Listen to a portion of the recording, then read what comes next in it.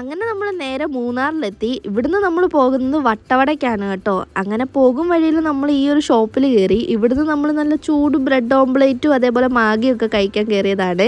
ശരിക്കും പറഞ്ഞാൽ ഇപ്പോൾ ടൈം 6 മണി ആയിട്ടുള്ളൂ. അവർ കട തുറന്നിട്ടേ ഉള്ളൂ. അപ്പോൾ അതിൻ്റേതായിട്ടുള്ള കുറച്ച് ഡിലേ ഉണ്ട്. ആ ഒരു ടൈം കൊണ്ട് നമ്മൾ അവിടുത്തെ ആ ഒരു കുക്കിയും കേക്കും എടുത്ത് ട്രൈ ചെയ്തിട്ടുണ്ടായിരുന്നേ. ആ ഒരു കേക്ക് എന്ന് പറയുന്നത് നമ്മുടെ മധുരസേവയിലും നമ്മുടെ വെട്ട് കേക്കൊക്കെ വെച്ചിട്ടുള്ളൊരു കോമ്പിനേഷൻ ആയിരുന്നേ. ഇങ്ങനെയുള്ള സ്ഥലങ്ങളിൽ പോകുമ്പോൾ ഞങ്ങൾ മസ്റ്റായിട്ട് ട്രൈ ചെയ്യുന്ന 2 ഐറ്റമാണ് കേട്ടോ, ഈ മാഗിയും ഈ ബ്രെഡ് ഓംപ്ലേറ്റും. ഞങ്ങൾക്ക് ഒരുപാട് ഇഷ്ടമാണ്. അപ്പം ഞങ്ങൾ ആദ്യം തന്നെ അത് കഴിച്ചു. അങ്ങനെ നമ്മൾ വട്ടവടയിലേക്കുള്ള ചെക്ക് പോസ്റ്റ് താണ്ടി.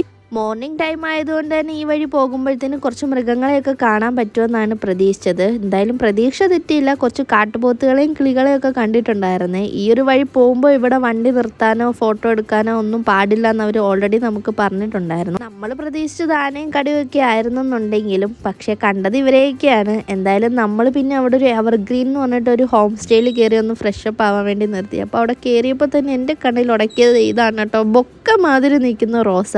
അവർ ഈ ഒരു കമ്പ് ഇപ്പോൾ വെട്ടിക്കളയുമെന്ന് പറഞ്ഞു. വേണമെന്നുണ്ടെങ്കിൽ എടുത്തോളാൻ പറഞ്ഞിട്ടുണ്ടായിരുന്നു. അങ്ങനെ നമ്മൾ റൂമിലെത്തി. റൂമിൽ നിന്നുള്ള വ്യൂ ആണ് കേട്ടോ. ആ കാണുന്ന പലതും വട്ടവടയിലെ ഫാം ഏരിയകളാണ് കേട്ടോ. ആ ഏരിയയിലോട്ടൊക്കെ പോകണമെന്നുണ്ടെങ്കിൽ അവിടുത്തെ ജീപ്പ് തന്നെ എടുക്കണം. നമ്മുടെ വണ്ടികളൊന്നും കയറ്റി വിടില്ല.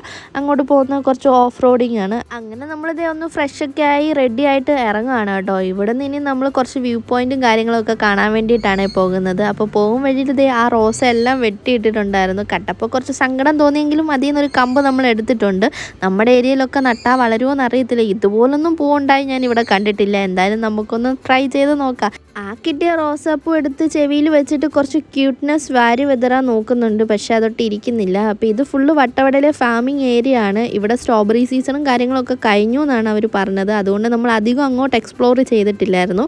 ആ വഴിയാണ് നമ്മൾ മെയിനായിട്ട് എക്സ്പ്ലോർ ചെയ്തത്. അപ്പോൾ ശരി, പിന്നെ കാണാം.